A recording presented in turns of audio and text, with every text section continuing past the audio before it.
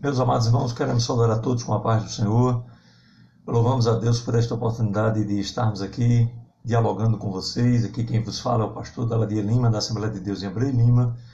E nós temos a intenção de, nesta oportunidade, trazer aqui um breve comentário, sobre um dos subtópicos da lição do próximo domingo. Vocês sabem que a lição do próximo domingo vai tratar sobre o sistema dos sacrifícios, abordando oferta de manjares, oferta pela expiação, pelo pecado, uma série de assuntos, e entre esses assuntos o dia da expiação, que está lá no tópico 3, subtópico 4, e nós vamos abordar única e exclusivamente esse subtópico aí, porque estamos assim sem tempo de fazer um comentário mais exaustivo, mais intensivo, mais abrangente, tá certo? Inclusive queremos pedir desculpas àqueles que vinham nos acompanhando, etc., porque infelizmente nós somos um pastor fazedor de tendas, nós não dependemos da igreja, nada contra, não estou fazendo uma crítica direta à igreja, estou dizendo que nós temos uma vida profissional, e essa vida profissional é muito puxada, muito corrida,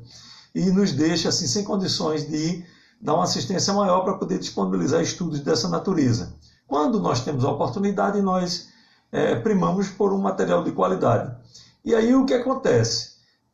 Nessa lição, ao invés de fazer um comentário sobre a lição completa, nós escolhemos um tópico que foi assim abordado de relance pelo comentarista. Escrever é escolher caminhos.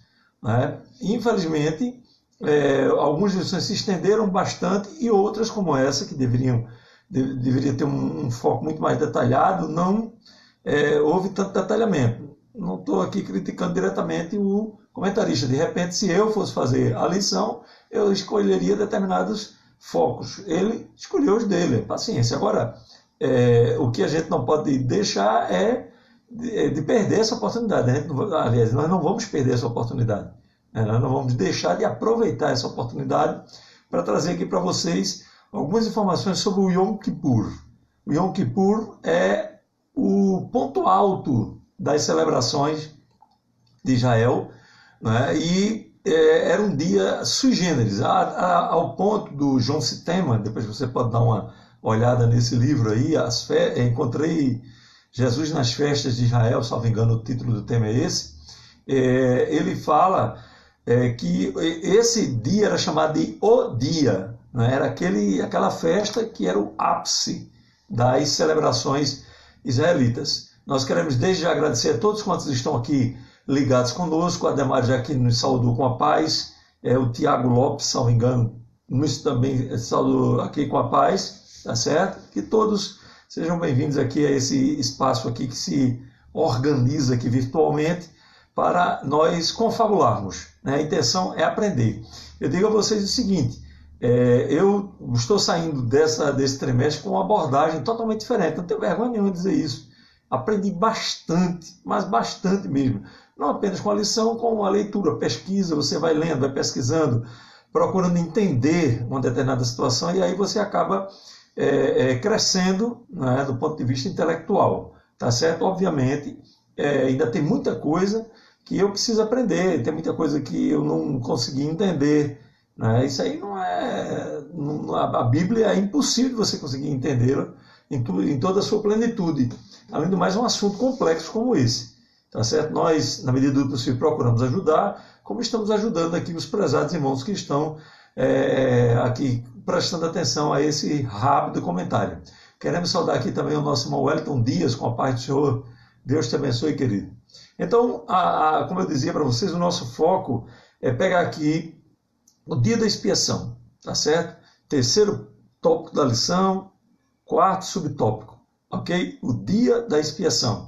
Esse dia era um dia especial que ocorria aos 10 dias do 7º mês do calendário judeu, o mês de Tisri, e sucedia a festa das trombetas. Logo depois da festa das trombetas acontecia o Yom Kippur, tá certo? 10 dias depois da festa das trombetas. Na verdade, havia aí uma grande quantidade de festas interligadas nesse período. Era outono em Israel, tá certo? E a festa das trombetas era uma festa muito bonita, Ela anunciava, por exemplo, o Ano Novo Judaico. Somente o sumo sacerdote em Israel tinha poderes para determinar se o ano estava começando ou não. Ele olhava para a lua nova e chamava os seus auxiliares para tocar o shofar, né, tocar as trombetas e anunciar que um novo ano estava começando. Na verdade, ele anunciava isso a cada início de mês.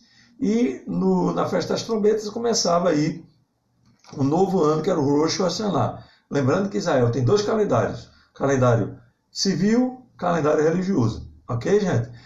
Apareceu aí o Eduardo Juvenal.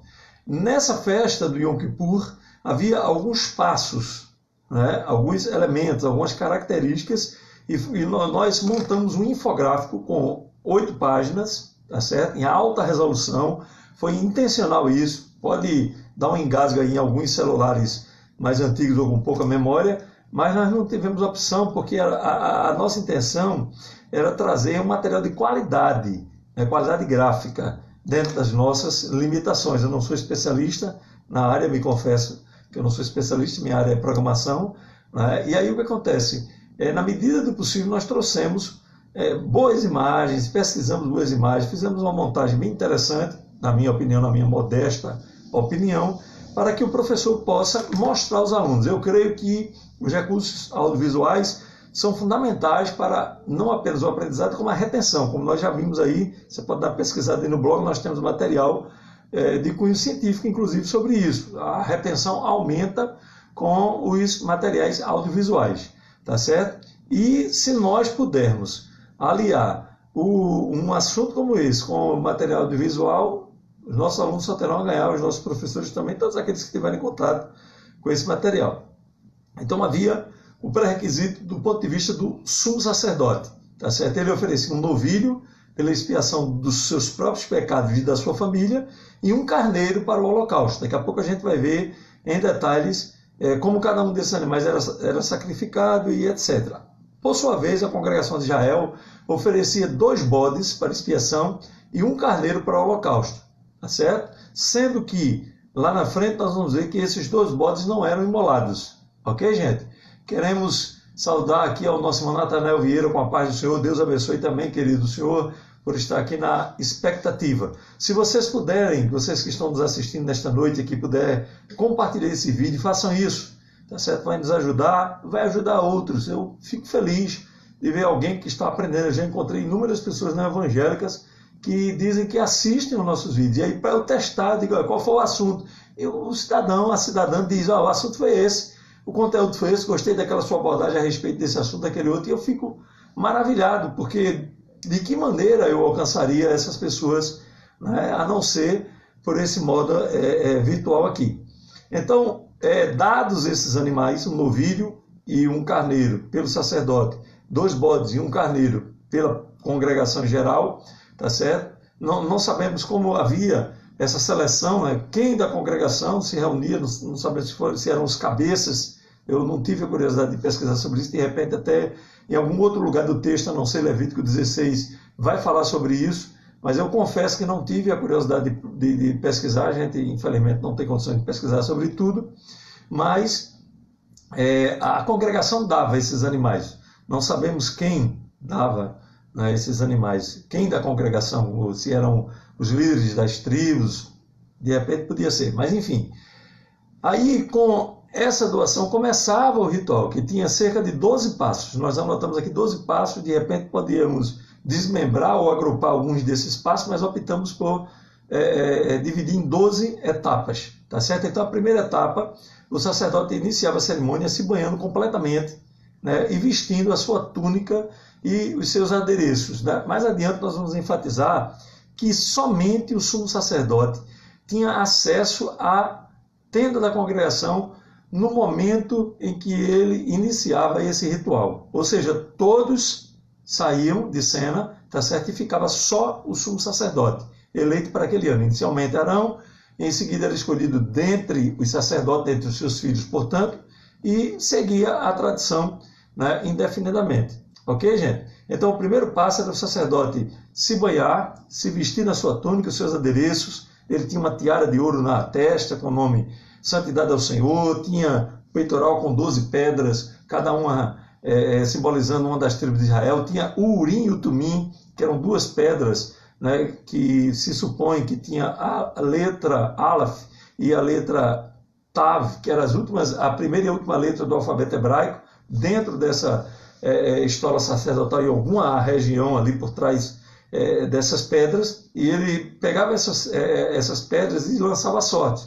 A gente vai ver que é já exatamente o segundo passo, né? Os bodes que a congregação tinha ofertado, um era escolhido para o Senhor e outro para Azazel. Cuidado com a mistificação em torno de Azazel, né? Era um demônio que recebia esse bode, etc. Nada disso. Eram os pecados do povo que eram representados naquele bode que morria no deserto. Tá certo? Com o tempo, nós vamos falar sobre isso um pouquinho mais adiante, houve uma tradição de jogar o bode do despenhadeiro, para que ele não voltasse de maneira alguma. Tá certo? Então o sacerdote pegava o Urim e o Tumim e lançava sortes sobre os dois bodes. E aí escolhia, um vai para o Senhor, o outro para Azazel. Tá certo? O que era escolhido para o Senhor ia para uma determinada sequência, o que ia para Azazel ficava também reservado para uma outra sequência, tá certo? Azazel também era conhecido como bode emissário, né? Esse bode ele representava todos os pecados de Israel e era levado por um homem escolhido entre os demais, né, que devia ser enviado a uma parte remota do deserto ou jogado no despenhadeiro, como passou a ser tradição um pouco depois, e ao retornar ele tinha que se banhar para poder entrar no arraial novamente, né, para dizer, simbolicamente ao menos, que os pecados ficaram para trás. Tá certo? O terceiro passo do Yom Kippur era o sacerdote imolar o novilho. Vocês estão lembrados que ele dava um novilho e um carneiro. Tá certo? Então ele imolava o novilho nessa terceira etapa, tá certo? E reservava uma parte do sangue para duas outras cerimônias que iam acontecer mais adiante. Vamos falar sobre isso daqui a pouco. E aí chegamos no quarto passo. Nesse quarto passo, o sacerdote ele sai lá do altar de sacrifícios, portanto, do lado de fora da tenda da congregação, entra no lugar santo e chega no lugar santo dos santos. Quando ele chega no lugar santo dos santos, ele está com uma das mãos o incensário de ouro, tá certo? Que era aquele altarzinho do incenso, tá certo? E na outra mão estava cheia de incenso puro, ok, gente? E aí, quando ele chegava naquele lugar, diante da arca, ele punha o incenso no chão e jogava punha o incensário no chão e jogava incenso ali dentro. E aquela fumaça se expandia ali, trazendo um aroma, né, que enchia todo o recinto. Deus tinha dito que jamais o sacerdote deveria entrar ali sem esse incenso. Tá certo? Então o incenso não ia no incensário. O incensário era posto no chão ou numa maneira tal que ele pudesse jogar o incenso dentro dele sem se queimar, e o seu aroma enchia o ambiente. Ok, gente? No quinto passo, ele voltava lá atrás, pegava lá fora, né? Na verdade, creio eu, aqui pelo que dá a entender o texto, não é muito claro onde ele voltava, se ele deixava esse sangue no lugar santo e retornava do lugar santo dos santos para o lugar santo, mas a realidade é que ele saía do lugar santo, tá certo?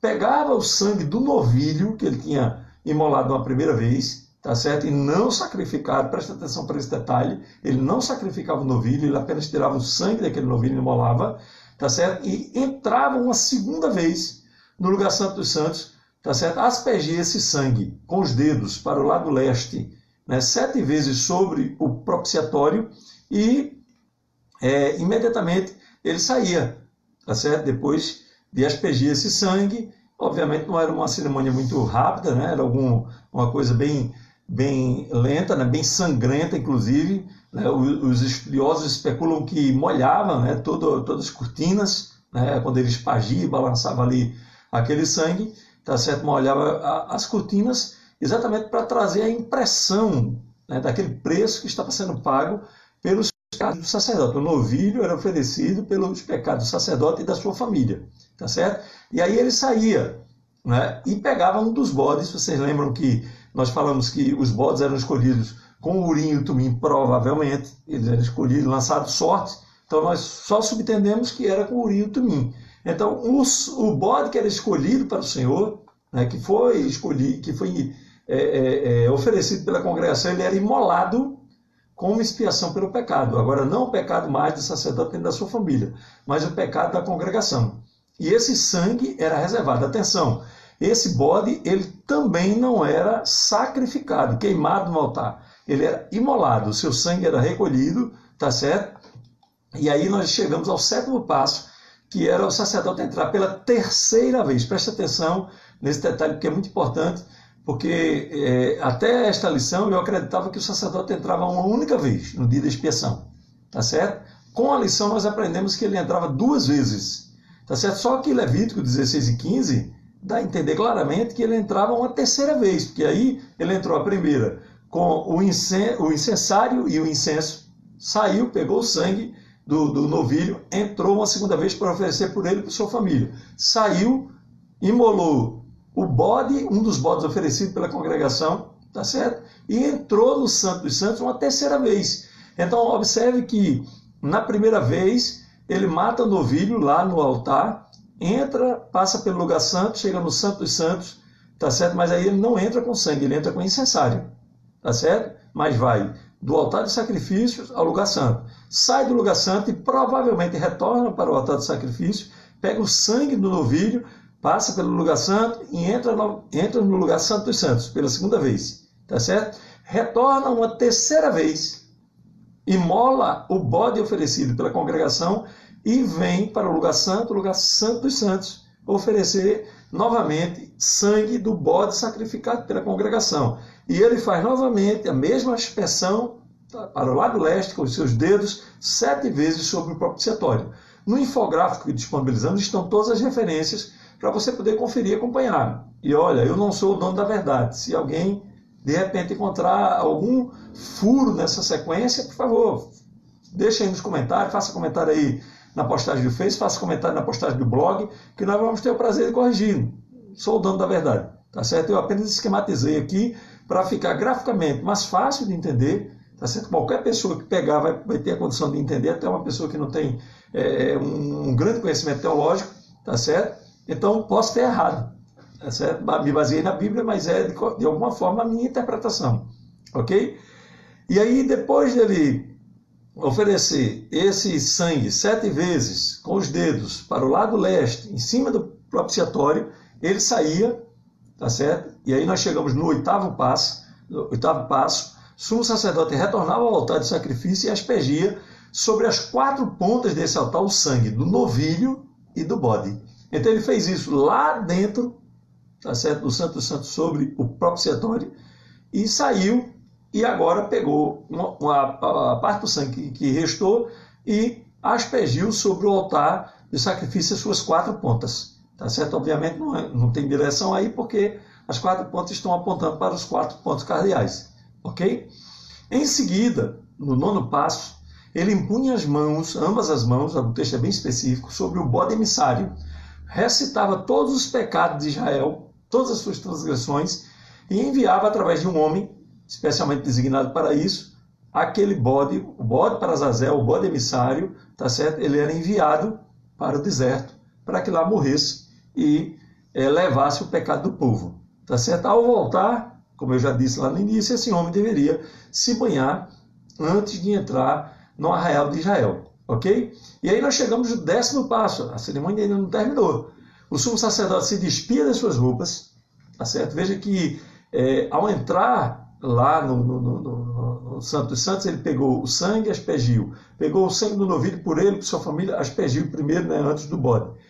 Nesse momento, simbolicamente, ele está carregando os pecados, tá certo? Ele pega esses pecados, transfere para aquele bode expiatório, tá certo? Que é o bode emissário, faz aquele sacrifício, aquela cerimônia, né? Aquela cerimônia simbólica, transferir os pecados, e simbolicamente ele está sujo.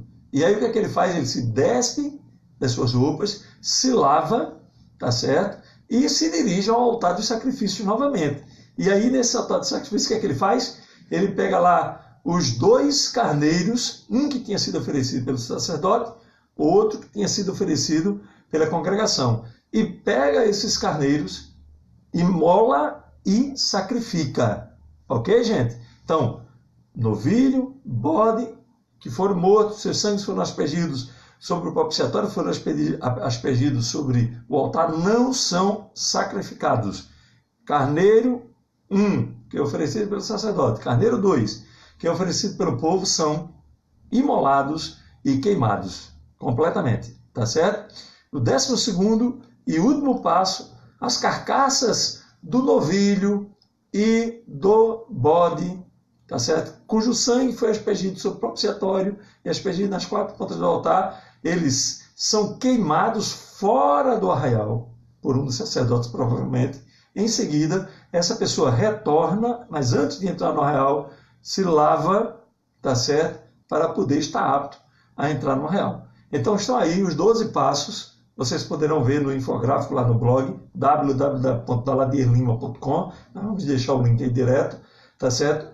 Todo esse passo a passo de como a cerimônia se processava, e aí vai ficar obviamente muito mais fácil de você entender. De plus, nós colocamos aqui um infográfico com as 7 festas principais de Israel. Lembrando um detalhe interessante a respeito das festas. Elas foram dadas quando não tinham acontecido ainda. É a única nação do mundo, Israel é a única nação do mundo, que comemorou as festas, ou recebeu a ordem de comemorar essas festas, quando elas não tinham acontecido ainda. Ou seja, nós comemoramos o dia 7 de setembro, por quê? Porque um belo dia, né, Dom Pedro I declarou nossa independência. Então, a partir daquele dia, tendo ele feito história, quando ele fez a declaração única, né, de independência do Brasil, e aí daí por diante nós passamos a comemorar esse dia. Desculpa, passamos a comemorar o dia 15 de novembro, quando a República foi proclamada. E outras festas também, outras datas comemorativas. Israel, ao contrário, tá certo? As principais datas comemorativas: festa da Páscoa, festa dos pães ázimos, festa das primícias, festa de Pentecostes, festa das trombetas, a festa de expiação e a festa dos tabernáculos, ou seja, o dia da expiação, começaram a ser, foi recebida a ordem de começar a ser comemorada antes de acontecer. Um belo dia, Deus deu ordens ao seu povo e disse: olha, o calendário litúrgico de Israel é esse. Nesse dia vocês terão santa convocação e etc. Então, aquela data não tinha nem acontecido ainda a primeira vez. Tá certo? Deus já tinha determinado quando seria. E nós pusemos aqui um calendário, né, com todas as festas, o nome desses meses, né, do ano, para ajudar vocês mesmo a trazer assim, mais informações. Quanto mais informações trouxer para o aluno, né, por vezes nós ouvimos nomes de meses, né, Adar, Tammuz, Elu, Shesvan, Tisri, como é o mês onde é o dia da expiação, e a gente fica perdido quando começa, quando termina, e aí é interessante porque nós trouxemos esse mapa com as 7 festas, e aí vocês vão poder acompanhar, tá certo? Trouxemos também algumas observações, tá certo?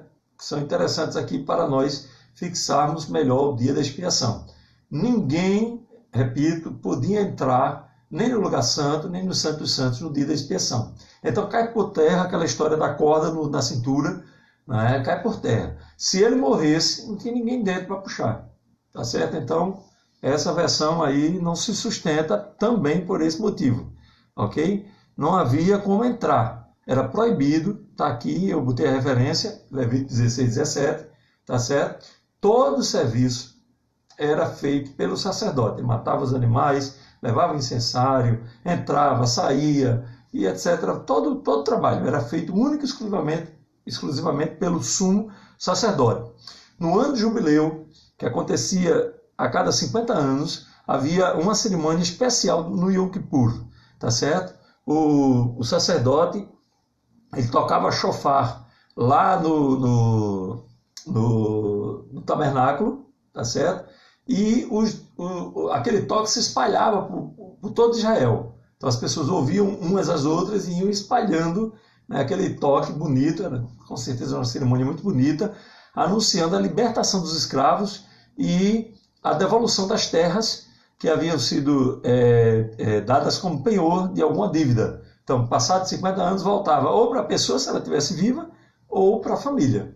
Ok, gente? Então, isso acontecia no ano do jubileu, cada 50 anos. Ok? Já falei sobre isso, vou apenas enfatizar, para garantir que o bode emissário que foi enviado ao deserto não voltasse, né, os judeus adotaram o costume, Deus não determinou isso, eles adotaram o costume de empurrar esse bode de um precipício qualquer bem adiante para que ele nunca mais voltasse. Tá certo? Os judeus comemoravam Yom Kippur a partir de 18 horas do dia anterior. Ou seja, se caísse numa sexta, como amanhã, a partir das 18 horas de hoje já estavam em jejum. Ninguém comia, tá certo, por 24 horas. E nem trabalhava, muito menos trabalhava. Porque nem comia nem trabalhava pelas próximas 24 horas a partir das 18 horas do dia anterior, como era prático os judeus contarem os dias. Nós contamos os dias a partir da meia-noite, eles contavam a partir das 18 horas. Então, às 18 horas de hoje começava o dia da sexta-feira, ok? Nesse dia, no Yom Kippur, os judeus oravam 5 vezes ao dia. Eles iam ao templo, orar 5 vezes ao dia, ao contrário dos demais dias, né, nos quais eles oravam 3, tá certo? Isso aí é mais uma, vamos dizer assim, um costume lá do templo, tá certo? Não tanto do tabernáculo, porque os judeus não entravam no tabernáculo, a não ser para levar os seus animais para o sacrifício, como nós já explicamos em outras lições. Tá bom, gente? Há uma incrível tipologia em tudo isso. As mortes, os animais, né? Se você for pesquisar, é profundíssimo, tá certo? A cerimônia, o ritual, a entrada, a saída, porque primeiro o incensário, porque em segundo lugar o novilho, porque em terceiro lugar o bode, o sangue, os animais que não eram queimados dentro do templo, mas fora, né, do arraial, dentro do tabernáculo, aliás, mas fora do arraial, como Jesus foi imolado, sofreu crucificado fora de Jerusalém, uma série de coisas, é tremendo, tá certo? Nós não queremos adentrar nesses detalhes, vamos deixar o encargo aí dos professores, mas é uma interessantíssima abordagem, você trazer para os seus alunos a simbologia desses atos. Eu quero fechar esse vídeo aqui, tá certo? Trazendo uma última informação. Imagine você o seguinte, chegou o dia da expiação, tá certo? Até o ano 70 depois de Cristo, tá certo? Do ano 600, alguns dizem 586, outros 595, se eu não estou enganado, outros dizem 606. Vamos pegar 600 a.C., até 70 depois de Cristo, tá certo? Nós temos aí, a seguinte situação: o sacerdote ele se paramenta todinho, tá certo? Com as suas vestes, com o mesmo ritual, a mesma seriedade, a mesma preocupação, etc. e tal, e adentra o lugar santo, em seguida o lugar santo dos santos. Quando ele chega no lugar santo dos santos, o que é que tem lá? Não tem mais a arca. A arca tinha sido levada provavelmente por Nabucodonosor 600 anos antes de Cristo para Babilônia, por permissão de Deus. Levou não apenas a arca, levou a pia de bronze, levou os utensílios, levou tudo, tá certo? Levou tudo que havia de valioso no templo. Nabucodonosor levou para a Babilônia por permissão de Deus. E aí o sacerdote entra no Santo dos Santos, mas o templo está lá. A construção está lá, inclusive reformada por Herodes. Né? O templo não estava terminado, ele foi ser terminado lá adiante, né? Como nós já falamos em outras lições. Mas havia, né, um templo razoável, bem construído, etc., que dava a oportunidade do sacerdote fazer o ritual de entrada tranquilamente. Ele podia entrar no lugar santo. Santo Santo tinha uma cortina que foi rasgada do dia que Jesus expirou lá na cruz. E aí, quando ele entra no Santo dos Santos, não tem mais a arca. Tinha apenas uma pedra fundamental lá, que os rabinos chamavam Shetijá. É até difícil da gente pronunciar, né? E aí o que acontece? Aquela pedra representava a arca não estava lá. A certeza ele não podia aspergir o sangue, ele não tinha como fazer nada. Né? E isso é interessante para a gente conhecer esse detalhe, que a gente passa desapercebido, a gente lê o Novo Testamento e não percebe muito bem esse detalhe, e ao mesmo tempo é uma reflexão sombria sobre grandes templos sem essência, grandes cerimônias sem adoração verdadeira a Deus. E eu digo mais, essas cerimônias acontecem todos os dias. Nós vemos grandes marchas, grandes eventos, né, eventos de impacto que não estão direcionados para a adoração verdadeira a Deus. E Deus abandonou o seu povo, o povo que ele escolheu, tá certo? Deixou a sua própria sorte. O sacerdote fazia todo aquele ritual e Deus não estava nem aí. Por fim, o véu se rasgou e Deus saiu para sempre dali, para dizer que não estava mais ali, nunca, jamais voltaria. Tá certo? Então devemos ter muito cuidado, porque rituais não salvam, externalidades não salvam, né? O que importa é o que está dentro. Se nós formos realmente transformados, nós iremos adorar a Deus e o seu nome será glorificado na nossa vida. Muito mais ainda hoje, quando todos nós somos templos e moradas do Espírito Santo de Deus. Que Deus abençoe a você, que nós, no próximo sábado, quem tem escola dominical no sábado, próximo domingo, quem tem escola dominical no domingo, tem uma excelente aula, e que em tudo, absolutamente tudo, o nome de Jesus seja glorificado na sua vida. Enfatizo, né, a necessidade de que você compartilhe esse vídeo com seus amigos, para que eles também possam compartilhar essas informações com outros, quem sabe. Né, nós vamos formando essa corrente de informações e um vai aprendendo com o outro e o nome de Jesus é de ser glorificado. Deus te abençoe por tudo, por toda a atenção, né? Coloque em prática essas palavras e vá à Escola Bíblica Dominical. Não deixe de ir porque você assistiu esse subsídio ou outros subsídios. Tá certo? A Escola Dominical se faz com pessoas reais que interagem umas com as outras, ao vivo e a cores. O ambiente virtual é maravilhoso. Permite interações como essa que estamos tendo aqui, mas não substitui o mundo real. Que Deus te abençoe, mais uma vez, eu digo, em nome de Jesus. Muito obrigado.